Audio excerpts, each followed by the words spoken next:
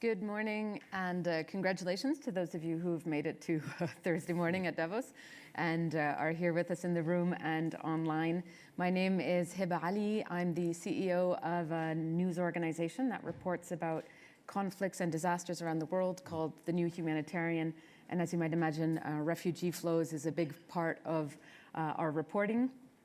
And today we're going to talk about integrating refugees into labor markets. Of course, this is a moment of rethink on so many things, and asylum policy and integration of refugees is one of them, particularly in Europe, but also beyond, as we'll hear about today. Having a job is key to not only economic, but also social integration for refugees. And in this moment in which we're seeing so many millions of people in Ukraine, but of course beyond as well, moving, we're also seeing that in many cases that integration is halted because of a lack of access to the labor market.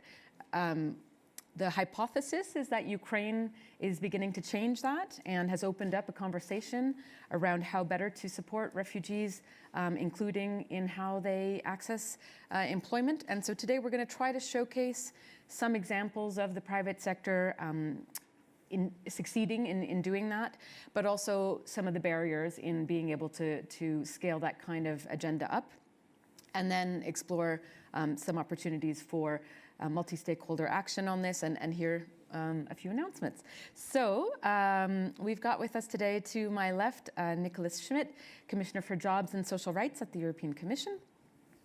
Next to him, Valérie Beaulieu, who is the Chief Sales and Marketing Officer at the HR solutions company Adecco.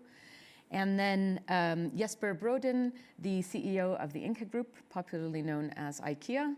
And finally, Ebru Özdemir, who is the chairperson of the board of Limak Holding, a Turkish conglomerate with companies across a range of industries from construction to tourism to food. So actually, Ebru, I'd like to start with you, because you have tried to really raise awareness about how refugees can be a benefit to both business and society, and have supported many projects to upskill refugees, to work with refugee-led companies. How did you get to that place, and what's your persuasion, I suppose, to your peers in the private sector around the business case for integrating refugees into the labor market? Thank you. It's very nice to be here and discussing about this here today. You know, we see this as if the refugees are not a burden but an opportunity. And in all my talks, I say that refugees have the untapped human capital. It's very important. So seeing in Turkey above 4 million refugees right now, and probably around 1 million babies born since the conflict, we thought that we have to integrate it in a way. And currently, they have access, the refugees in Turkey have an access to schools, to the health systems without paying. But at the end of the day, we have to integrate them into the work as well for this to be sustainable. So in the areas that we work, we do a lot of technical stuff like building bridges, highways, and so forth, or the dams. So it's very hard for us to integrate them in these technical fields because of the technical skills and the languages. However, what we try to do is we brought them on board by using them as subcontractors in many, like food supplies or some other services that they can give us through Turkey.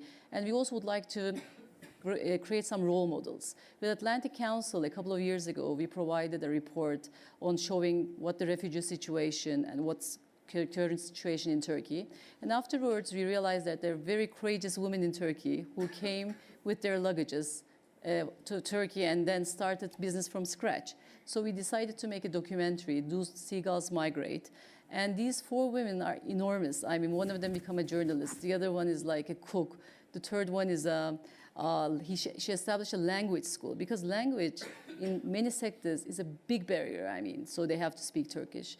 And then the fourth one is become like a wedding planner and an organizer of weddings and ceremonies. So showing this around Turkey, we wanted to create role models. And we also run another program called Turkish Women Engineers. We had 3 Syrian engineers in that, and they all become very good engineers now, going to the masters, working at the same time. And one of them already migrated to Germany, so we lost her. So basically, we tried to create role models, because from the women's perspective, people can, and from the refugee perspective as well, they can be what they can see. So this is a lot of work that we do on that side. Ebru just mentioned that even for someone who's such an advocate of integrating refugees into the labor market, it's been difficult for Limac to do so because of the technical skills. That's one of several barriers. And Valérie, I want to turn to you. In 2017, ADECO published a white paper that tried to really understand and then communicate those barriers to integrating refugees into the labor market. Walk us through more broadly in the sector what you're seeing as blockages. Yeah, and we have a long tradition in the ADECO group of being committed to help refugees. That is core to our values and who we are. And what we've realized and observed is that it's always the same barriers. The first, I would say, is the administrative burden and the regulatory to make sure that people can work in a legally fashion. And I want to salute the work that the European community has done in the Ukrainian crisis to make it super easy and extremely fast. So thank you very much for that. The other barrier, as you've just mentioned, is language. We have seen situation very recently with Ukrainian refugees where they were hosted in families and they could not even communicate with the families because they don't even have English together. 85% of the refugees we've observed, especially in Poland and in the other countries from Ukraine, are women, and many haven't traveled before. So language definitely is a big barrier. The third barrier that we've seen is the fact that their qualification, when they have, are not recognized in the home countries. So you have a number of areas where, especially when you have technical qualification, you don't have equivalent. And so that's another barrier. And then last but not least, housing. You think about if you want to have a livelihood and to have a job, you need to have an address and you need to have housing. So I would say, if I summarize what we've observed in all the efforts that we've put forward to include refugees in the labor force, that would be the four. I would add just another one that I think we discussed while we were preparing, which is when comes the time for the enterprise to integrate refugees, is to make sure that you are particularly listening to their story and inclusive in their specific situation. They come with a very specific background. They're not any kind of employees. And I think having that proactive and deliberate inclusion towards refugees is also a condition to make it successful to integrate them. So that's one tip. Your white paper also talked about other tips or recommendations for employers. What would you advise them to overcome some of these barriers? Well, I think this listening that I was talking about is absolutely critical. And also, do not try to do that by yourself. That's also a big learning that we've had. Obviously, our core business being in the HR solution, for example, in the Ukrainian crisis, we were able in a matter of days to set up a platform that we call Jobs for Ukraine, where we invited companies. We have over 1,500 companies from the private sectors offering job to refugees. And we also closely work with NGO to make sure they would be the go-between to the refugees so that they can participate into that platform. So I think the other thing is go to your core business. Don't try to do something that you don't know how to do. And we had one of our clients. I was doing call downs to just get people to participate to the platform. And some of the clients, a big FMCG customer and the consumer good customer, was like, "I want to help more. What can I do?" And I said, "Well, do you have a warehouse in Poland, close to the border?" They said, "Yes." "Okay, so can you give us some space so that we can store some of the donation?" And they said, "Absolutely." And this is how you can participate. Don't try to invent yourself what you are not. It will be more authentic and you will have more impact. Jesper, I want to come to you. Inca is one of the most engaged companies when it comes to refugee action. And in 2019, you committed to supporting 2,500 refugees by the end of 2023. In all Inca markets. So tell us what you've been able to do so far on that commitment and how you've overcome some of the barriers that Valérie has just mentioned. I think, first of all, I think you nailed the barriers, and it's a very concrete topic in many ways when you get into it. So the background for me and for us is that we are a foundation-based organization. And together with the business and the foundation share the vision to create better life for people. And in that, our foundation has been active since many, many years in supporting the first stage of refugee crisis in many places in the world. The starting point for where we are today was actually in the war in Syria a few years ago, where after the first stage, we were invited by the foundation and the Hashemites in Jordan to look into how can we actually provide people with dignity, income, purpose in the next stage of life by providing jobs. So I was personally engaged in that, and we managed to set up a social entrepreneurship with textile design and production for 400 women. And it was difficult. We learned everything about the challenges, but we overcome them. And we decided at that time to actually bring what we call today Skills for Employments as a program to all our markets in IKEA. And the point for us is the big why. It sits quite deep with us. It's two things that are incredibly important. Maybe the second one is what I will try to drum loud on the coming weeks and months. First of all, maybe not everybody agrees, but we think we need to represent society as it is. However the situation, we need to be part of it and be relevant for people. Secondly, this is exactly what Valerie is talking about, and you, Ebru. This is a great opportunity. We talk about talent being one of the greatest shortages and issues right now. So why wouldn't you see this as a great opportunity? We see great progress with the employment schemes that we have. We actually also see, we have statistics on how actually the retention rates are much better even. And the barriers are about language. It's a couple of things you need to address in a systematic approach. But it's definitely something that is possible, and we show that with our numbers. Commissioner, Valérie mentioned that you need other stakeholders involved to do this work, civil society to connect to the refugees, but also the regulatory environment. And the EU is a very special case study of that. You've responded very swiftly to Ukrainian refugees by, well, actually, why don't you tell us a little bit about what you've put in place, in this case in particular, to make it easier for them to access the labor market? Well, first, thank you very much for organizing this very important discussion. And I must say I like very much the comments which have been made, which reflects, by the way, the general attitude of Europeans and also our neighbors towards refugees now during this crisis.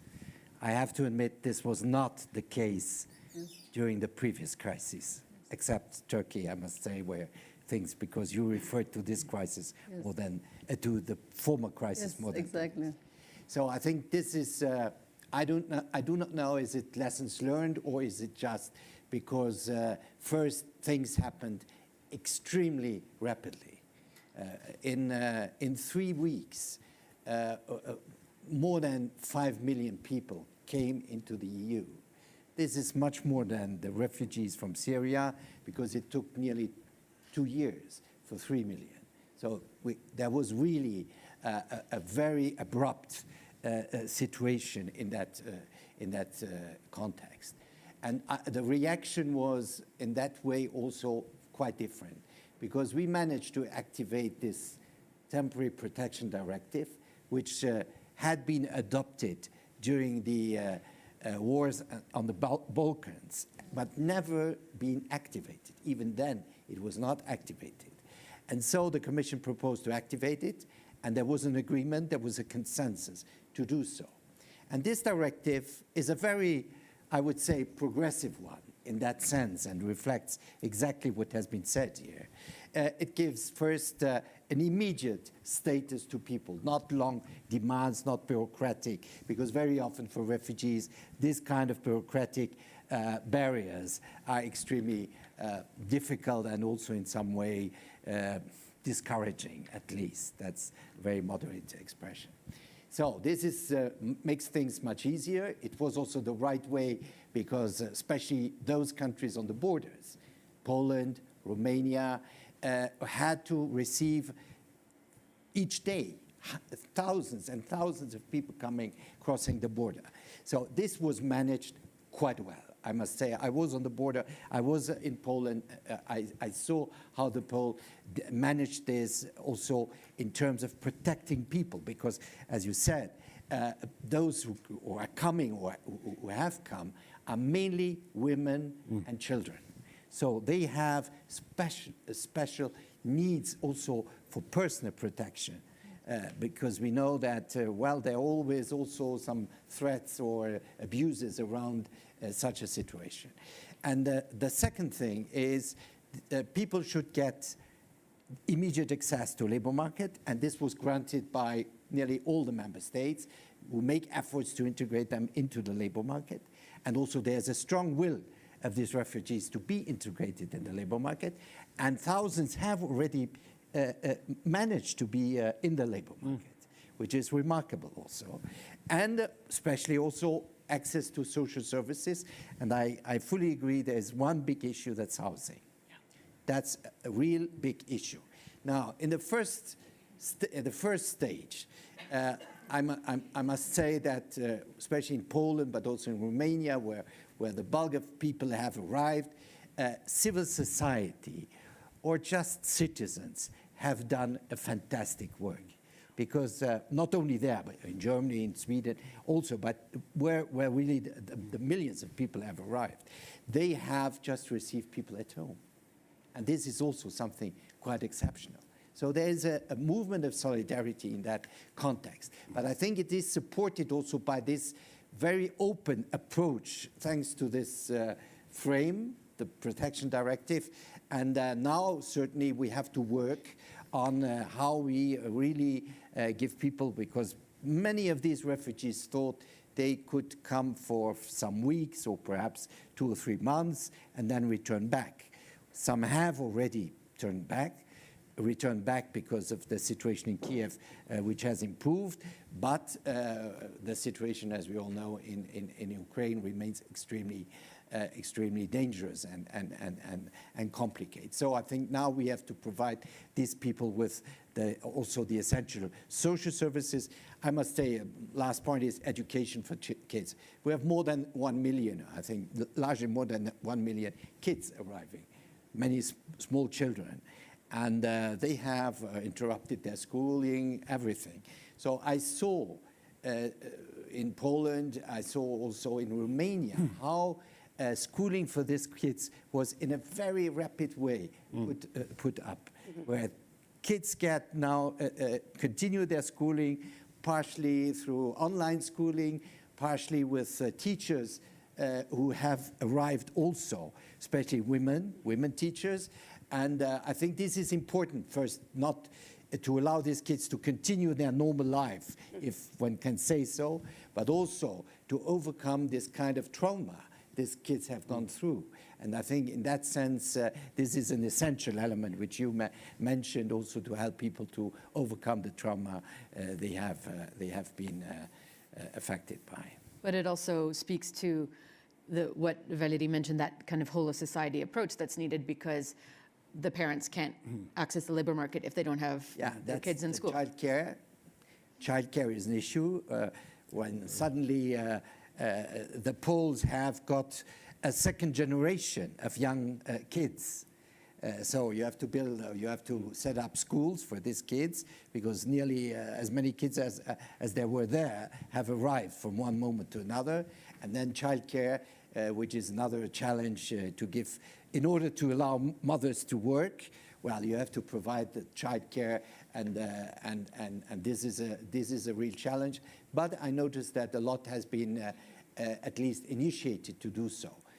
Well, with the support of the European Union, because we all know this is also a financial challenge for the countries who have been who are facing this situation. Yes, Pierre, yes. I just wanted to build on and take the opportunity to thank the Commissioner, because the speed of policy shifts and enablement was incredible. I was, like yourself, in the border in Poland to Ukraine among the first weeks. And what I found remarkable was how the whole society, as you said, was basically kids, youngsters stopped school to become volunteers. I think majority of IKEA co-workers had people in their homes. The centers that I visited had flowers. And I was walking with a gentleman from the city of Lublin, and he told me the story that in the past, to become a hero in Lublin, in the past history, you either killed your neighbors or you got killed by your neighbors. And now he said, now we're going to try to love our neighbors. And I must say, having been in these places, you can see that devastation and tragedy we read about in newspaper, I would like just to add the goodness of people mobilizing is just amazing to see and to be part of. Now, we've seen that kind of solidarity in the case of Ukraine, and we've seen uncharacteristically fast action by the EU in the case of Ukraine. But more broadly, that hasn't been the case. And I heard your fellow commissioner, Margarita Skinas, who is focused on promoting the European way of life, of course. And he earlier this week said how frustrated he was at how slow the EU has been to agree a broader migration policy. I think his exact words were, it's too much talk, I'm losing patience.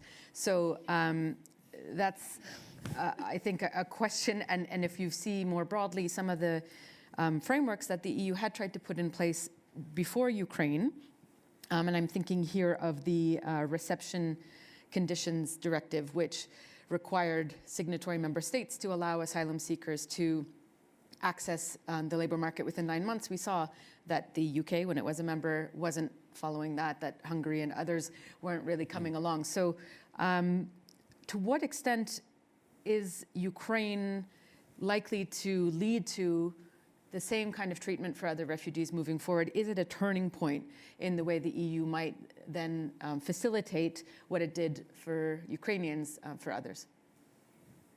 That's for you, Commissioner. Yeah, I guess. Well, I think there are a certain number of lessons which we should draw from this case, and member states should draw. First, access to labor markets. I think some countries, by the way, Sweden is one example, access to labor market is quite easy and quite immediate. So you do not need, you need not wait 9 months, 6 months until you can be integrated in the labor market. And I think this is something, I was migration minister some years ago, and I always pleaded for integrating people immediately into the labor market. And I heard always this theory, no, that's a pull factor, you should not do that, because this is, if people have to return back and they are in the labor market, that will create even worse problems and so on. But I think this is a real lesson that the sooner and the more rapidly you integrate people in the labor market, you give them the chance to work. This is a factor of integration, this is a factor of participation, this by the way, is a good opportunity, as you said. And I heard, by the way, also recently I was with a Jordan labor minister, and he said, well, the Syrian refugees to Jordan, they are all businessmen or businesswomen. They are extremely, and you mentioned Syria, Jordan, they have created a lot of jobs and opportunities. So I think this is something we should now really, a lesson we should have learned. Now, will this prevail if we are facing, hopefully not, but you cannot exclude it, other migration crises? Very difficult to say. I'm honest, I cannot say yes, this will change, because we have seen, by the way, that countries who very much opposed to migration during the migration crisis in 2015 are now on the forefront, and they have been very active. Poland is one example, Czech Republic, Slovakia, Romania, they are very active and doing a tremendous good job. But we've also That's seen, a good point. We've also seen double standards where certain refugees are treated one way by Poland and others are treated another way. This is a sad issue, something which one cannot agree with, because we have seen the first day when people crossed or wanted to cross the borders that discrimination were applied. I hope that we immediately reacted against that and that things had changed, but this is an issue and shows that, well, this conflict is a very particular conflict. It's a European conflict. Let's say the truth. Let's say the truth. It's a European conflict at our borders, and especially at the borders of those countries who were the most reluctant before. So that's why I cannot say, no, this will change now the whole migration policy in Europe. By the way, what my colleague has said, yes, we are in a process of negotiating a migration policy, more comprehensive, active, and also in a way, harmonized migration policy. The Commission has made a whole bunch of proposals, and negotiations are really progressing very, very slowly. So hopefully we had this instrument of the temporary protection directive, which helped us finally to respond in a very, very positive and very active way to this crisis. What about on the private sector side? Have you seen a shift now because of Ukraine in terms of the appetite of companies to kind of follow your lead? Yes, you start. You were going to say something. All right. Okay. I will try to exercise patience. So, I mean, I just want to say something. I'm so happy to see the awareness. I mean, Turkey has been dealing with this issue for the past decade. We provided housing, we provided jobs, health services, and they are integrated in the society now, the Syrian refugees. And some of them already recruited by European Union, but the qualified ones. So actually what's left in Turkey is mostly the unskilled ones. So this puts us in a position that we have to reskill them and we have to find jobs to them, integrate into the labor market. I mean, but after the situation in Ukraine, I think nothing will be the same. I mean, we have to, as the private sector, we have to think differently, act differently, and we have to be more community focused. I mean, for the past 2 years, we've been talking about ESG, how we can make our businesses or planet better. But now we have to, I think differently, be more community focused. We have to integrate these people in our companies because there's like 80 million displaced people in the world. I mean, it's not only Ukrainians, Syrians, but more people, maybe more people will come. So we have to be more creative and probably work on solutions from the policy level with the governments, with the academia, with the private sector, but we have to work together. I mean, we should not compete anymore. We have to work together and use this diversity to put extra talents in our companies. And the other thing is we have to communicate it very well. Right now in Turkey, of course, we have economical issues. We have 11% unemployment rate, 21% in the young unemployment, so it's not easy for us. But then we have to be probably more long-term focused. And, you know, from the private sector, we have to put our hands under the stone, a Turkish saying, and, you know, take it from there.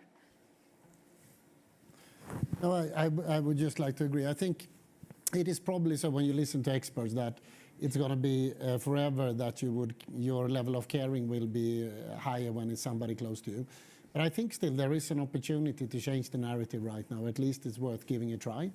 So we will ourselves engage now. We are announcing today actually that we will launch the toolkit that we have developed the last years, where we are then long before the Ukrainian war developing a methodology for how we actually overcome some of the barriers and include people that has fled their homes into our workforce.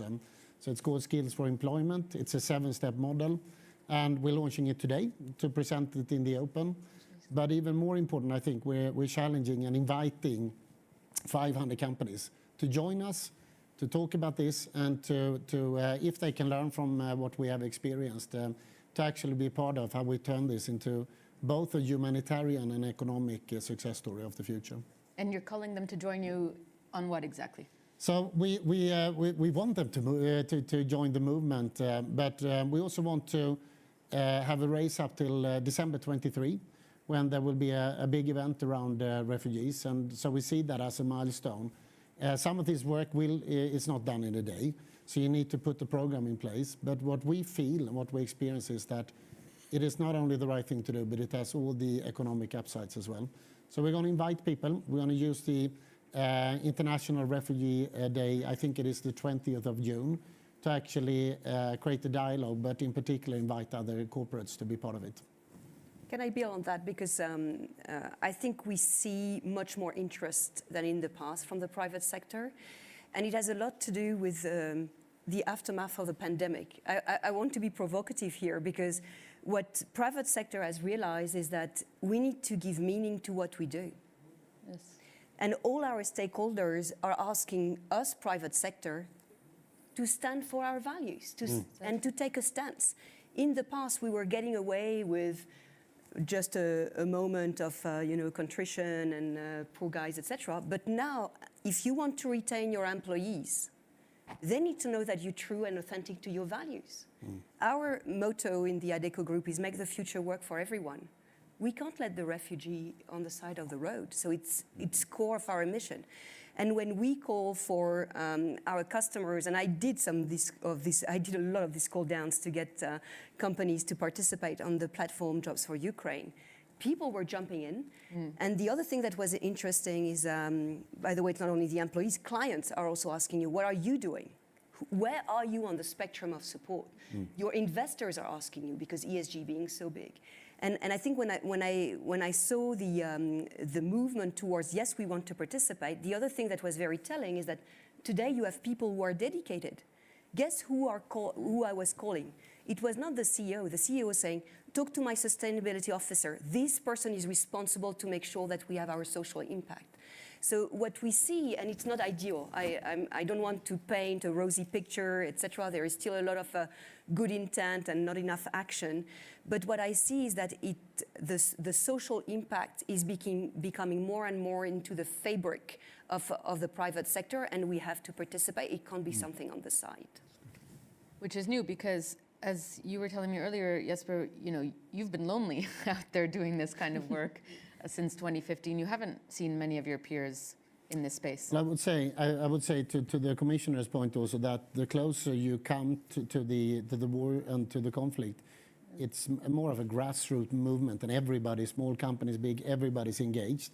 But I would say, as I've been traveling to the markets in IKEA surrounding or neighboring to Ukraine, I've been told by UNHCR, Red Cross, Médecins Sans Frontières, etc., that they have not met anybody in my position traveling around this topic, so to say.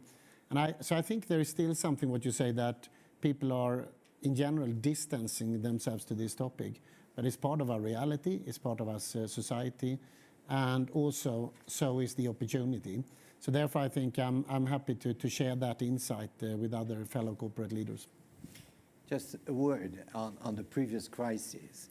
There has been a study made in Germany because Germany received more than 1.5 million of refugees during 2015 and 16. And there has been a study on the impact, economic impact.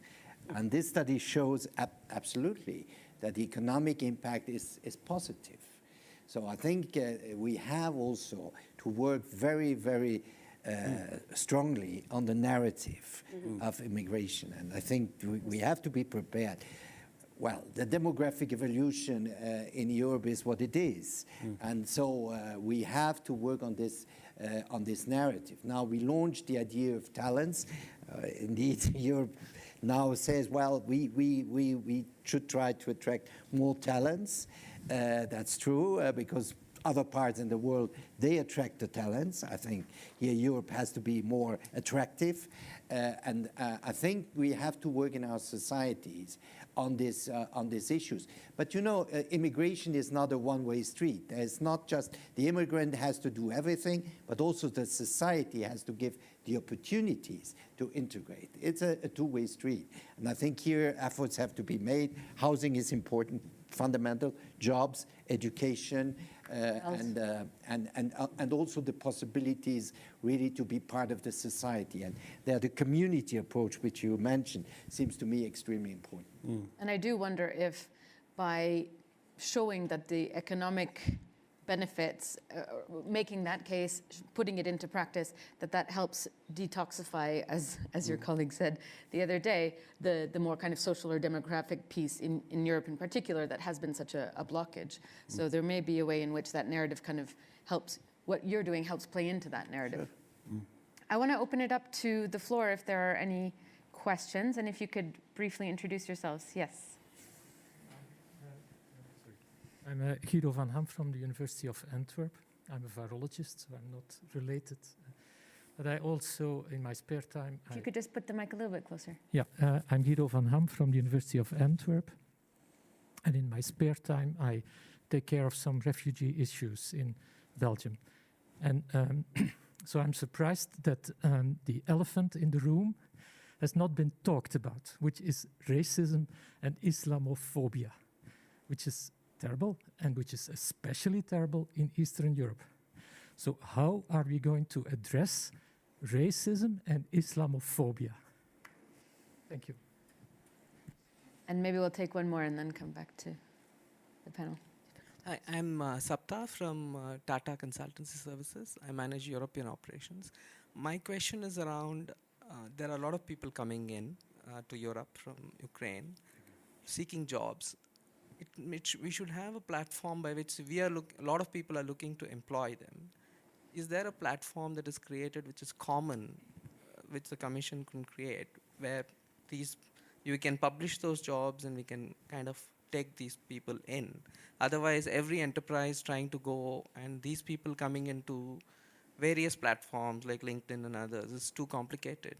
And that would probably speeden up this whole employment aspect. And the second one I had was on skills, because we need to develop skills at scale, and what are the solutions for that? Are there programs that are coordinated by the Commission that can help us all join together?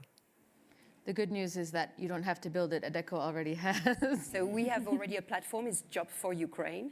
I can send you the details right after. This was put in place like 2 weeks after the invasion. And so we already have over 1,500 companies participating from any sectors. And it's totally free, it's totally pro bono. And so we are working with the NGO to make sure that refugees get access to the platform. We are also providing coaching for them to develop their resume, to do assessment on their skills. And we also have over 6,000 refugees who are benefiting from a wide range of programs for training. We have partnership with Berlitz on language. We have partnership with Cisco, Microsoft, etc., the big tech industry for technical skills. So we are actually calling on for partners. Come and join us. As I was saying, it's not the Adecco group doing everything by ourselves. It's the coalition of the willing. It's everyone participating to their core. And so if in your company you have curriculum that you could put on the platform, please come, because this will accelerate the access to market for all these refugees. I'm not ignoring the Islamophobia question. I'm going to come back to it. But Ebru, do you want to speak to the skills issue? How do you address that challenge? This is what we are doing right now, trying to put down programs together with the academia and the language schools as well, and especially the lady who is the entrepreneur who's opened the language school. Because without language, it's very hard for them to survive in Turkey. I'm talking about the Syrians. By the way, we have Ukrainians too, but they're more integrated. And with the Syrians, they are very much currently in this textile sector, but we really want them to be technically involved as well. I work with one petroleum engineer, a woman, and it was so hard for her to make her diploma valid. Yeah. It took ages for her. I experienced day by day with her to send it to Aleppo from the university. So these are the things right now we are working on the engineering level. But the skilling, thanks to digitalization with universities, language school, we are putting down the program together. Maybe a short remark, and also I will enjoy studying how you operate, but also this is not a competition. So we're also glad to share the learnings, because as we are launching our methodology today, it's about the nitty-gritties in the how to overcome the barriers. And then I would just like to comment, even if I'm sure that the Commissioner would love to comment on the first question here. I'm not sure he will love to comment on the first question. But I think from our perspective, it's a very, not to allow elephants to be visible in the room. I think it's a very valid question that is not only, of course, a political ownership. We all have to take ownership for that question. It's a scary and complex question. And I would not pretend to have the answer to your question. But I believe today and these days I've experienced in Davos, people discuss, on top of the challenges, interesting enough, I hear talent and I hear polarization. And racism is probably the ugliest part of polarization. I think by what we are discussing here, by bringing people together, to not isolating people in our societies and making sure people get to know each other, work together, at least I think that holds a small part of the puzzle in how we can avoid that. So thank you. But practically within IKEA, did you face resistance because of some of that racism or Islamophobia when you tried to integrate refugees? Of course we did, but I would say not. It's almost. It's not been one of the topics we had to discuss. I thought it would be. It's there in society, but since we're a company that are for many people, and that we, since ages, have been representing people and basically having an inclusive attitude to gender, where you come from, what's your sexual preference, whatever. I think people are more curious and driven by that force. And I think it was one of the recommendations that came out of the white paper that also setting a tone from the top becomes very important. It's such a cultural issue that can perhaps be part of the answer, that when CEOs send a certain message within their companies that you get a bit more traction. But Commissioner, more broadly within Europe, what can be done to overcome the Islamophobia that is at the heart of so much of the anti-refugee sentiment? Well, first, I want to say that certainly the more Eastern European, Central European countries, the problem was, well, we do not want people of a different religion. That was very clearly the message we got. Now, I would not say racism is just in Central and Eastern Europe. Racism is everywhere, in all our societies. And we know that populism is growing with racism and Islamophobia. And when we look at the election recently in some countries, how these themes have been at the center for some parties. This is quite worrisome. So I think we have really to work on that and also work on the solutions, because we failed in many respects on really getting the right integration solutions. When you put all the people in some poor area and they have no job, and then the problems come up of racism and all kinds of difficulties in some area or suburbs in big cities, well, these are the errors we committed during the past and which have to be absolutely corrected. But certainly we cannot accept any racism or discrimination. But this is a difficult fight we have really to fight. But certainly in Eastern Europe, in Central Europe, these are society. We have also to understand these societies. They were closed societies, largely closed. So this was a shock for them, and it was abused by some political leaders. We all know that, who started to rebuild fences around their country. The first country where fences were demolished was the country where a fence was again built. So this is also a policy and populist policies which we have to fight. So this on racism, this is, by the way, a major topic in the European Union. I think non-discrimination, fighting all kinds of inequalities and discriminations, this is high on our agenda. And I can tell you that I think across many sectors beyond government and corporate, even within my world, the humanitarian sector, a lot of agencies are looking to say, how can we leverage this moment of Ukraine to kind of tap into a broader solidarity, and that there's a lot of energy going into thinking about how can you translate that into broader support for other refugees. Whether that works or not is an open question. We've got 1 minute and 45 seconds left. So maybe just to close, if I can hear from each of you, if there's one kind of practical tip for folks who are interested in moving forward in this direction, who are facing some of these barriers, who are looking for advice, what's one way forward that you can propose to them? And maybe, Jesper, since you're launching the toolkit, we can start with you. No, but I would, two things. I wrote here, winter is coming, but I realized I was already taken. You wrote what? Winter is coming. I think, we need to brace ourselves. There are several things going on in the world right now that are scary. We stand before a famine crisis. We stand before climate change that will put enormous pressure on this topic. And again, the war is ongoing in Ukraine, and as much as things, there are some optimism in it. We have a winter ahead of us that's going to be energy crisis and more of refugees more likely. So on one hand, I think we need to brace ourselves and make ourselves ready for the coming period. Secondly, I would just say that let's continue to do what I think the forum does so excellently, and others. Let's bring this topic into the public. Let's talk about it. Let's have a dialogue, and let's make sure that there is a space where companies have a responsibility, a bigger responsibility to actually be a part of the solution. Thank you. Valérie.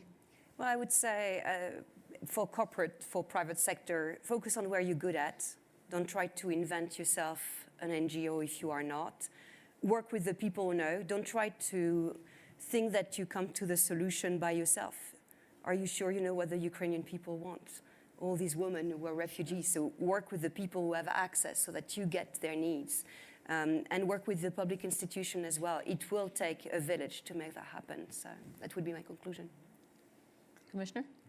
Well, I think we have to keep the momentum of solidarity in our societies, because there's one danger which we should not totally exclude. That's the danger of some kind of fatigue at the end. So I think we have a huge responsibility in supporting, in finding very concrete solutions, and I think what the private sector is doing is of essence. It's key, because we have, housing is key, because, well, people are ready to receive somebody for 1 month, 2 months, 3 months. And then maybe they start to say, well, where's the solution? So there is, for the public sector, a big responsibility to work on, also on that side, on solutions, to finally, to take over the solidarity which has been so strong on the citizens or civil society side. So I think this is something we have to plan ahead, to see ahead, because unfortunately this war will go on, and this is terrible. And I wonder if actually private sector engagement might push some of the more reluctant governments to also pick up their socks. Ebru, last word. And for refugees, I mean, you're already courageous. You know, you have done a lot. So continue to be resilient. Ask for help. Asking for help is not bad, but also show us, to the private sector, to the government, show us ways to help you. Because, you know, the programs, it's like we come up with after direct communication. So it's very good to ask for help. It's nothing bad. And plus showing us ways how you can be benefit to us and we benefit to you. For private sector, nothing will be the same. I mean, you know, world has changed. We have to act differently. We have to do everything what we have done so far differently. As Valérie said, values are important. I mean, now we have 50,000 people. Our value is that we exist if we deliver, and we exist if we collaborate. And we have to collaborate maybe with you, with the others, but all of us has to join forces, not only the real sector, but with the governments. I mean, you know, with European Commission, understanding the rest of the world as well. But it's good to see that. I mean, now there's bigger solidarity, and I'm happy to see that.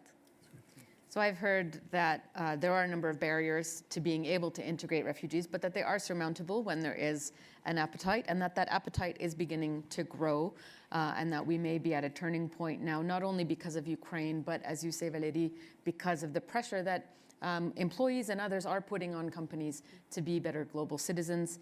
And I think you've also heard a number of practical tools that you can use, from Adecco's platform to IKEA's toolkit, for the EU, this directive that could perhaps be applied to other refugees. And so I hope you're walking away from this with a few tangible things that you can take forward. Thank you very much for your attention, and thank you to all of you. Thank you.